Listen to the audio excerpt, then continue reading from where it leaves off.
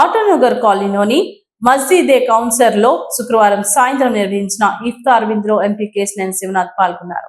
ముస్లిం సోదరులతో కలిసి పండ్లు తిని గంజి తాగారు.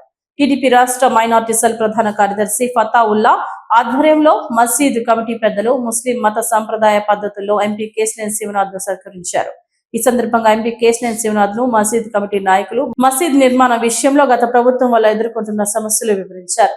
అలాగే మసీద్ నిర్మాణ విషయంలో రాష్ట్ర ప్రభుత్వం ఆర్థికంగా అందించేలా చూడాలని కోరుతూ వినతి పత్రం అందజేశారు.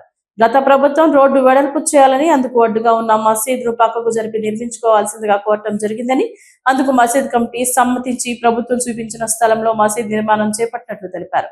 అయితే నిర్మాణ విషయంలో గత ప్రభుత్వం ఒక్క రూపాయి కూడా సాయం చేయలేదని, ఆటోనగర్ కాలనీలోని ముస్లింలు చందాలు వేసుకుని మసీద్ నిర్మాణం కొనసాగిస్తున్నట్లు తెలిపారు. మసీద్ నిర్మాణానికి 3 కోట్లు ఖర్చు అవుతుందని, ముఖ్యమంత్రి చంద్రబాబు నాయుడు దృష్టికి ఈ విషయం తీసుకెళ్లి నిర్మాణానికి ఆర్థిక సాయం ఇప్పించాల్సిందిగా కోరారు. ఎంపీ కేశినేని శివనాథ్ వారి సమస్యపై సానుకూలంగా స్పందించి ముఖ్యమంత్రి చంద్రబాబు నాయుడు దృష్టికి తీసుకువెళ్తామన్నారు.